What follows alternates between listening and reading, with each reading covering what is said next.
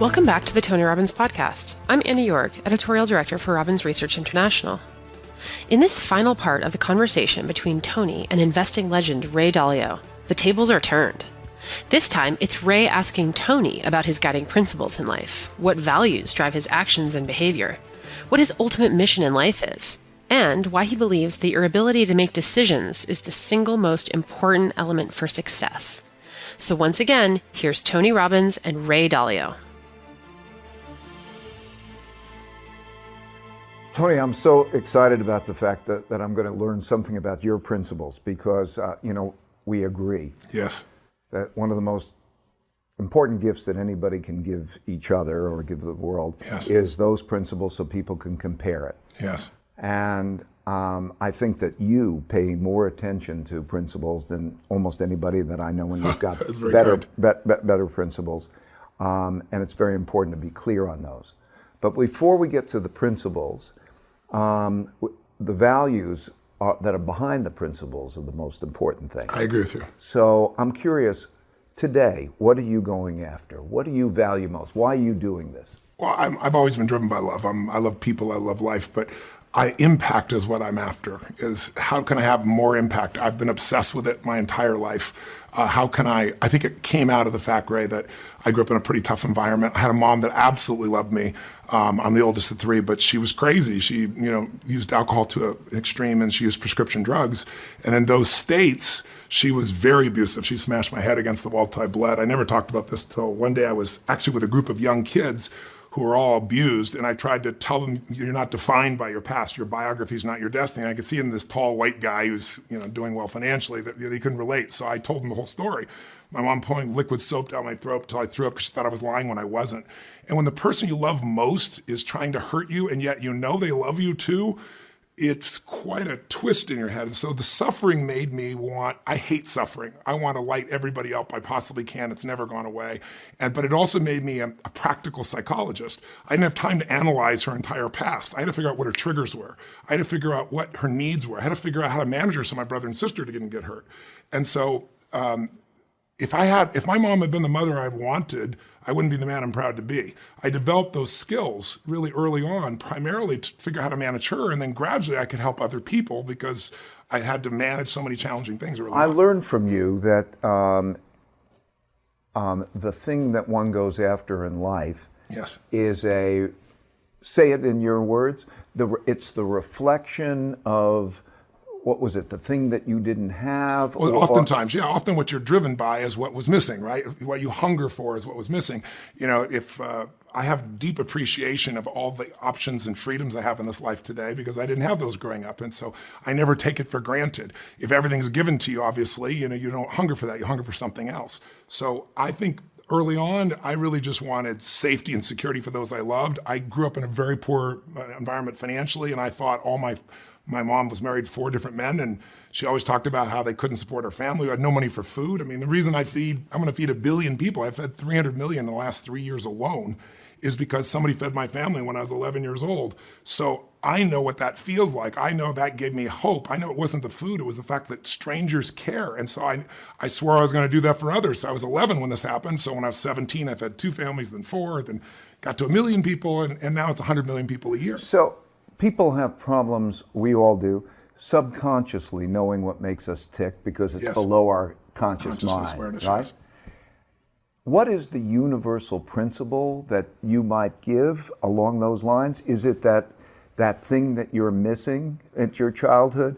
What is it that is mostly a good cue, a good key to what might be the thing that is on each of our subconscious? Well, give us one. I know none of them are going to be perfect.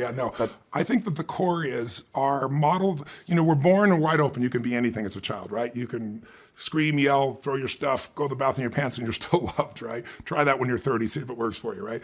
But as time goes by, you learn that you have to be a certain way in order to have that significance. Now, to live, to love, to survive, a baby has to be physically loved. Otherwise, they get what's called failure to thrive syndrome. So we learn how to adapt. We learn either by what someone does explicitly or implicitly. We make it up. And we learn that it's not so wide open. Some people are taught you have to be the best, you have to be smart, or you have to always mind, or some people find that, they can't be anything, so they get really angry. When you're growing up, the source of love. I always ask people this question. Whose love did you crave the most growing up? Your So mother, there your you father's. go. And then I find out, who was it for you? Whose love? I'm sure you loved them both. Whose love did you crave the most? Your mother, your I father? think my dad's. Yes. And was it a little more scarce? Yes. Yes, which is why you craved it. And so who did you have to be for your father to have his respect and Okay, so there you're going with the So give me an principles. example. Okay, so I had to be strong. Yes, and what I else had did you have to be? Right, I'd be successful. Yes, what else did you have to be? I don't know. I had to have good character. Yes, and do you have those three things even today? I strive for them. You do. So you just did what I asked you to do. Yes. You gave the formula. Yes, it's because once I know what that formula is, now here's the piece. For everybody, you get, what a beautiful example. I dig right underneath. in here, Yes, right now. yes. If anybody takes what it is of theirs and answers those questions, they're going to learn something about what is motivating them and why. And that's gives powerful. them the freedom to start to update that. Okay. Because otherwise you're running somebody else's life still and you don't even realize it. You've been doing it for so many years. Maybe it's time to open up. Like, I'm very proud. My mother was a source for me. As crazy as it was, I still loved her the most. I would do anything for her, die for her, crave for her. I became all these things for her. I had to be successful. I had to be smart. I had to be quiet. I had to be loud. I had to find the answers. I figured all those things out. Later in life, I added other choices to my life. So it wasn't only that. I'm really grateful for the things that came out of there. But you have to understand what formed you, and then you have to decide, what do you want today? Because otherwise, you're just a conditioned being. Right. That's why I started with what do you want? Yes. Okay? Because your values are going to be the things that will determine the principles That's that right. you need That's right. to To get there. achieve that, right? So now I know what you want. You want to have impact. You want to change people's lives. Yes. You want to make them less miserable and make want to them light them up. more success. You want to show them light what's them up. possible. Right. Okay. I want to give them the tools and the strategies to make it real. So the principles that you need are the ones that are going to make that happen. That's correct. One of the things that's unique about you is that you're not just thinking about your own principles to make those things happen. You have had so much contact with different people who have all different kinds of lives and are going after all different things. Yes. And you are thinking, what are the principles that they should have, regardless of necessarily what they're going after? I'm also trying to acquire the best principles from those who figured it out, because there's two ways to learn: by your own experience, which you and I both know is quite painful and can be very slow, or you can learn by other people's experience and compress decades into days. So, when I wrote Money Master the Game, that's how you and I first met. I know you listened to my stuff before, but I knew who you were. I'd never met you. It was because I wanted to get your principles, and you were so kind. You didn't just give me the principles; you gave me the strategies you built out of those principles. So we're talking about you now, Okay, man. go for it. Okay. So now tell me, what are your principles that you think are most valuable? Gosh, I have so many. I You're gonna know, ask me that. I have the same but problem. I'd say, but it's We're like, gonna- you we know, can pick we're a gonna- context. we're Let's gonna- say life. In yeah. life, I'd say the most important thing is, to me, is love is everything. I believe every day of my life, I want to be a blessing in the life of anybody I meet. I know it sounds corny, but it's really true for me. And what that means to me is, how can I help? It's like, I believe principles need habits, or they need rituals, or they need systems, or you use algorithms, in order to make sure those principles are applied. Otherwise, they're just lofty belief systems that you throw up on the wall. I want to measure it. I want to see what's really there. And so for me, I'm always saying, Measurement? Pardon me? I don't mean to interrupt Yeah. you. I'm going to note the measurement. You got to the measure habit. against your outcome. Right. Otherwise, you teach the same thing. Right. We both operate the same way. But what I'm looking at is the question I ask is, how can I help? And it gives me such joy to help. And it's like, I know what fulfills me. I always tell people, one of my most important principles is, how do you create an extraordinary life? Which to me is life on your terms. It's not my terms. For my life, it's my terms. Like, what do you really want? And then what does it take? And I think it takes two principles, two skills to master. One is the science of achievement. How do you take what you envision and make it real? And there's a whole series of principles in that area, right? Fundamentally, the first one is just obsessive focus. I mean, if you put your focus where focus goes, energy flows. If you become obsessed, if you have enough desire and hunger, it's amazing what your brain can do. But then you also need to take massive effing action. Sometimes thinking is enough. You can just attract things. But not only have massive action, but effective execution. And so how do you get there? Well, you try anything and change your approach, or you can model those that have already done it and learn quicker and save yourself time. And I think the third principle of that is grace, which is, some people call it luck, some people call it God. I think recognizing there's more than you and acknowledging that. I don't know, I'm not here to lecture anybody about their spiritual outside of their life, but the more grace we acknowledge, I think the more we find, the more we experience. Then there's the master skill of the art of fulfillment. And I call it art because it's a science to making money. You know that. There are principles and you follow them. Fulfillment's different. what fulfills Ray Dalio, what fulfills even Barbara, your wife, what fulfills your children, what fulfills your friends, could be different in many different ways. But you got to know what fulfills you. And while it's unique for everybody, Steve, my dear friend, and he shows me this painting he paid $87 million for. It's a Rothko. And I said, dude, it's a red square. Teasing him. I was like, $87 million. I'm not making fun of him because I don't have his sophistication. He knows what every stroke means. He tells me, no, you know the story, he committed suicide. I said, that better be his blood for $87 million. I mean, come on. But it lights him up. Everybody's lit up by something different. But ultimately, you've got to grow or you're not going to be happy. I always tell people the one key to happiness is progress. Progress equals happiness. If you don't grow, you're not happy. It doesn't matter how much you earn, how many people love you, how many beautiful kids you are. And then we grow so you have something to give. The reason you wrote this book, the reason what you're doing at this stage of your life right now, same as me, is you've figured out there's only so much joy you can have within yourself, and how much love or joy or money or children, whatever it is. When most of us, we'll all be selfish in moments. But if the beauty of human beings is when they have a great experience, the first thing they'll do is share with somebody they love. And that, to me, makes me proud to be human. And so getting people to grow and getting people to contribute so they feel fulfilled, not just achieve. I mean, I tell people what's much more rare than a billionaire, and they're very rare, as you well know. There's 5 new ones, that show up here, about every month now. The bottom line is somebody who's happy every damn day when it doesn't go their way, somebody who's fulfilled, somebody who finds a way to serve. And so those are principles for me. But I've learned principles from my original teacher, Jim Rohn. For things to get better, I got to get better. For things to change, I got to change. That focus, as simplistic it is, on 100% responsibility. But my whole life is principles. It's finding people the best, finding their principles, and using that as a shortcut to help people to get where they really want to go. That's really what my focus is. I was trying to count the number of principles that you just gave me. I was at something like 22, 23 in there, right? And and I'm clicking them off. And I got them in business and everything. Add more value. My most important principle I got to tell you is add more value. If there's anything I try to teach people in life and in business both, if you can do more for others than anybody else is doing, you will never have to worry about your own life. You'll have a meaningful life. Not every moment is happy in this life. But if you're happy all the time, your face hurts, right? We need meaning.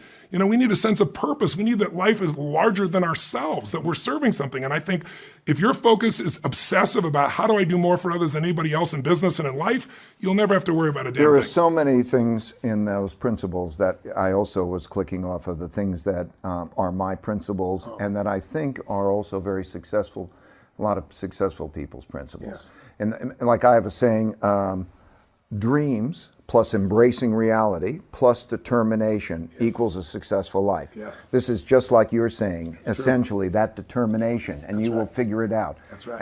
And when you just did a soliloquy that nailed, 25, principles, and we've got to go back. I'd like you to tell me what you were going to tell me before. Can you explain about decision making? About decision making? Yeah, I just think one of the things we both share is I think one of my principles is the quality of your life is not your conditions, it's your decisions.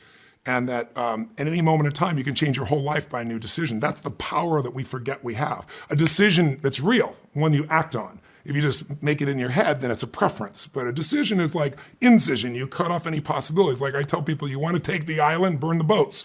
As long as there's no way to go back, you move forward. Yeah, the thing I'd say is you only have to do 2 things that are successful in life.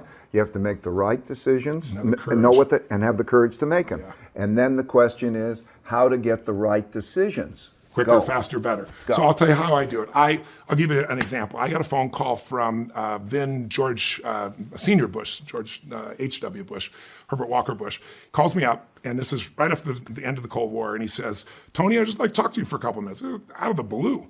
And so I have this conversation. He says, listen, now that we've seen the fall of the wall and fall of communism, he said, we've decided to put 100 people together to discuss for 3 days, where do we go from here? How do we help to shape the world's values in a positive way going forward? And he says, we have President Mitterrand, Maggie Thatcher, myself, Mr. Gorbachev, and you've been invited as one of the people. I was 31 years old. I'm like, whoa! I was like, this blew my mind. Whoa. He said, can you come? He told me dates. I didn't even look at my calendar. Of course I'm coming. I'm in, right? So he says, well, where are you going to be before? So I open my calendar, and I see I'm going to be in New York. And he says, well, this was in Colorado Springs. He said, well, Mr. Gorbachev's in New York. Would you be willing to fly him there? Because now it's no longer the Soviet Union. They don't take care of him. And so it took me 0.001 seconds to figure out I'm a student of history, right? I mean, do I get to spend 4 hours picking the brain of one of the guys that ended the Cold War, right? Whoa. I'm about change, but I want to know what made that happen. So I said, of course, I'm in. So I said, do you mind, would I be able to possibly do it? Who's the joke? Who's on the other end of the line? No, I had the same thing, right? And so I said I do it. So I hang up the phone, tell them I'm going to do it. And then I get a phone call later that day from my partners in the infomercial business. And I never wanted to be infomercial business, but I didn't have a distribution channel to reach people. So I did it, and it got me President Clinton and all kinds of people because it added value. So I have to shoot another show. I shoot these once a year. And it's worth about $10 million to my partners and I. And my partners have found a person who's, I know, and she's a great lady, and she's used my stuff, and she's going to be the host. And so we had a date. It's the same date. I'm supposed to fly to Fiji and do an infomercial versus sit down with Gorbachev, Mitterrand, Maggie Thatcher, and find out how to shape the world. Infomercial or shape the world? Which one do you want to do? Right. So I said to them, look, guys, I can't do it. I'm doing this thing with these guys. They said, no, you already agreed to it. My staff hadn't put it on my calendar yet. And they said, there is no other dates for her. This is the only opening she has these 4 days. I'm like, I can't do this. They said, Tony, we'll end up with a lawsuit. Will this and that. It'll hurt you. It'll hurt our brand. It'll hurt the thing. So I have the phone. And what do? I got to make a decision. So I believe decision-making, number one, needs to be done on paper or on your computer. It needs to be done in writing. It's too much in your head. Secondly, decision-making is just value clarification. When you know what's most important, you can make the decision. So what makes it hard? You usually have multiple outcomes you're trying to get, and it's sometimes hard to get all of them, and you don't know the priorities. So your mind one moment goes, I want that, and this is what I'll do. So I created this 6-step process, really simple for your viewers. OOCEMR. O, what are your outcomes? In order to make a decision, you got to know what you're after. What do you want? But precisely what you want. But you usually want multiple things when it's a hard decision. So you got to put them in the order of importance. So my number one is I want to learn what changed the world because I can take that knowledge and help millions of people. That's how my brain works, right? I want that experience. I want my kids. I have a group of kids I was sponsoring college educations. I want to show them, they give me permission to do a 5-minute video interviewing Mr. Gorbachev. They get to coach them, these kids, on what to do with their lives. How cool is that? I got to make the infomercial, and I'm grateful. It helps me reach millions of people, so I want to do that too. But I'm putting in the order. I went through my whole list. Now, once I've done the outcomes in order, now I got to look at what my options are. All right, so I start writing my options down. Okay, well, my first option is cancel the infomercial and deal with whatever happens and just go do this, which is what my emotion wants me to do, right? My second option is don't go to this thing, apologize, and I got to do the infomercial because I'm committed. It's going to cost $10 million. It's going to be a $2 or $3 million lawsuit. It's going to upset my partners. It's not fair to them. I don't like either one of those. My third option is I didn't own a plane at that time. I'll charter a plane for him so I at least keep my word and provide the plane for Mr. Gorbachev. That felt right to me, but it didn't make me happy in terms of my learning capacity. So I'm writing all these down. So I've got outcomes and I got options. Now we go to C, consequences. So now I do a little graph, and on each one I go, okay, if I do this, what's the upside, what's the downside? And the upside, if I do this thing, I'll learn tools that can change the world, my brain. The downside is I'm gonna piss off everybody, have a lawsuit, lose brand, not very acceptable. What's the upside of the other? Oh, well, everybody's happy, you get the thing done, but I miss out on this opportunity to learn. So you get the picture. OOC, now I go to the second part, EMR. E is evaluate. I gotta evaluate the probability of those upsides and downsides. Because you can make yourself not make a decision, go, what if this happens? But what's the probability? -10 to +10. -10 is the worst pain, +10 is the positive. And I evaluate these things. By the time I'm done, I start realizing I can't not do the infomercial. And I can't, in my gut, not go do this. So now you go to the M, mitigate. And I look at it and go, okay, how can I mitigate the downsides? And long story short, and I finally came up with, okay, I have 4 days to shoot this thing. It's the same 4 days of this event. I have to go from New York to LA and then get on a commercial flight to go overseas. So I have to go to LA anyway. So what if I pick up Gorbachev and I take him to the dinner and I spend 4 hours finding out how he ended the Cold War and his perspective at least. And then I have dinner and then I get on the plane and I go on and I'll still have met everybody. I'll still have gotten the history of it and I'll get on the plane. Well, then I find out there is no plane if I do it that way that'll get me to Fiji. So I dig around further, so there's gotta be a way, well, what other country can I get to? So I find I can get to New Zealand, and then I get another one of it. So long story short, I figured out, and when it's all done, I said, listen, I can do this in 2 days. Have this host be there. She'll have a beautiful time for those first 2 days. I'll fly to New Zealand after I do all this. I'll jump to that 90 minutes. I'll take my gear. I'll run like a crazy man for 30 minutes. I'll shower and get dressed. I'll get on there. I'll land in a seaplane at my island. I'll walk up. They'll already have filming ready. I'll sit down and film the thing, and I'll get it done in 2 days. And I did all the above. I got everything done. The last part is you resolve. I resolve what to do. I resolve that's what I'm going to do. So now I got this great plan. It all looks really great. I get to go meet Gorbachev. I didn't own a jet at those days. I used to charter like little Lear jets, right? I need his whole team. I need a Gulfstream. It was a pretty big investment, 40 grand for this thing. But I say to them, can I film like this 5 or 10 minute interview with him? Yes. 20 cars pull up. Gorbachev gets off. He's making some noise, don't understand what he's doing, and he waves away from the cameras and walks straight up on the plane without even talking to me. And I look at the guy who was coordinating, I said, we're going to do this interview. He goes, no, he's got a headache, he can't do this right now. And he can't talk. My entire thing was here so I could talk to this man, right? So I get on the plane. He did his calculations. Yes, he did. He's got it. Right? He knows what to do. He's got his whole strategy. His eyes are closed. And I'm like, holy shit. And his wife's there, right? So I think, how do I get his attention? Well, most men, who are very strong, will probably, if I get her talking about something he disagrees with, I bet he'll chime in some way. That was my whole strategy. So I asked them all about the fall of the Soviet Union, the fall of the Soviet Union, not him. What it's like in Russia now. I understand they're not taking care of him. Sure enough, he snaps in, blah, blah, blah, blah.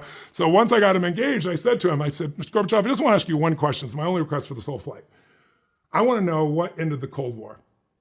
And he looks at me and through his interpreter, I could see in his eyes, he understood English much more than he was letting on, right? So you could see he's processing it. But the guy, we went through the formalities. And he came back and he gave me a standardized answer. It was obvious he's answered a million times. But it was interesting. He said it was the end of demonization. He said, you all knew that we're the evil empire. We knew we're evil as well. When we ended that kind of belief structure, which is what we're dealing with today in our own country, he said, we were able to make agreements and change things. Okay. I said, I want to know the moment it ended. I want to know in your mind the moment it ended. I'd really like to know that moment in history because you're the figure that did it along with Mr. Reagan, President Reagan. And he said, no one's asked me that question before. I said, well, I want to ask you. And he said, I have to think about that. I said, well, you got 4 hours. I'm going to be here until I get the answer. I get him laughing, right? So finally he pauses for a moment. I'll never forget this moment. All of a sudden he opens his eyes and he starts laughing uncontrollably. I mean, like he was drunk, smacking his leg like this. He goes, I will tell you, he says in Russian through him. He said, there was a moment. He said, Mr. Reagan was lecturing me on the evils of communism. And I told him, you are not my teacher and I am not your student. You will not lecture me. And so I lectured him on the evils of capitalism. And he said, I was getting more and more angry. I could feel my face burning. I was so angry. And all of a sudden he said, President Reagan stood up, looked at me and said, this is not working. And turned and walked away 3 steps, then flipped around with a big smile on his face and said, can we start fresh? My name's Ron. Can I call you Mikhail? And he starts laughing like you are right now. And he goes, you had to love the guy. He said, this is a man I could do business with. And he said, Reagan also, he knew that Gorbachev loved children and their evil empire. And he brought these American children over and let Gorbachev escort them for, I think it was like a week or 10 days. And he said, we developed this incredible relationship. All that came because I could make an effective decision because I had a system. And I've used that system.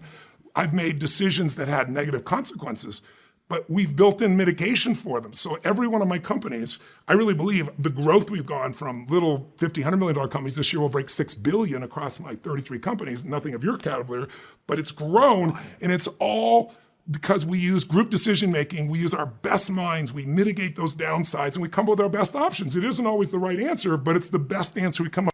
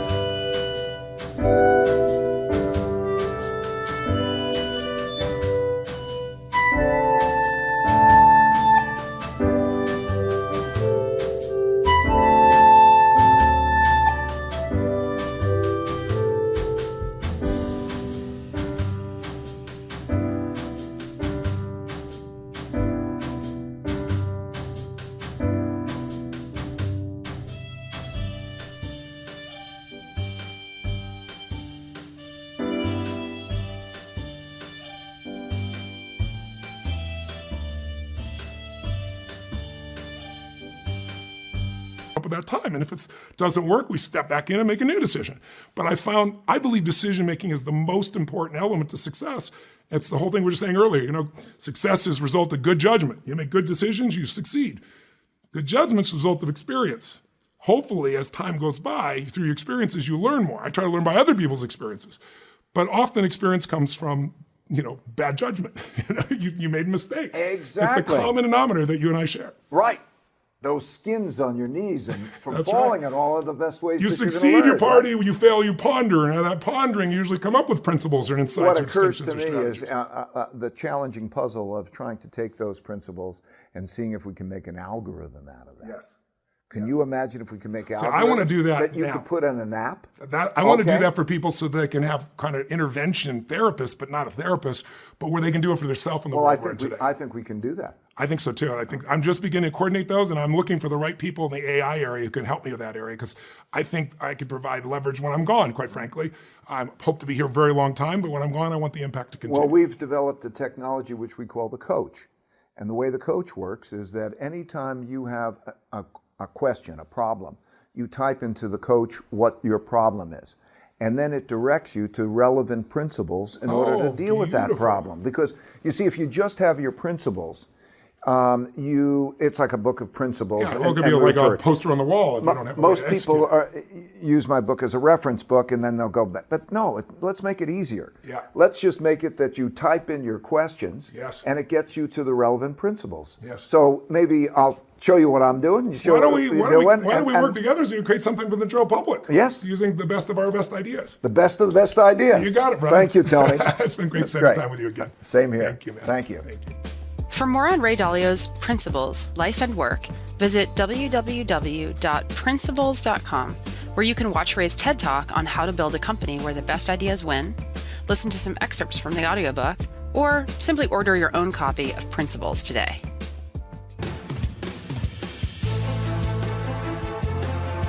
The Tony Robbins podcast is directed and hosted by Tony Robbins and Mary Buckheit. Annie Org is our editorial director and occasional host. The podcast is produced by Carrie Song and Tyler Culbertson. Jamie Carvajal and Adriel De La Torre are our digital editors. Special thanks to Diane Adcock for her creative review. Copyright Robbins Research International.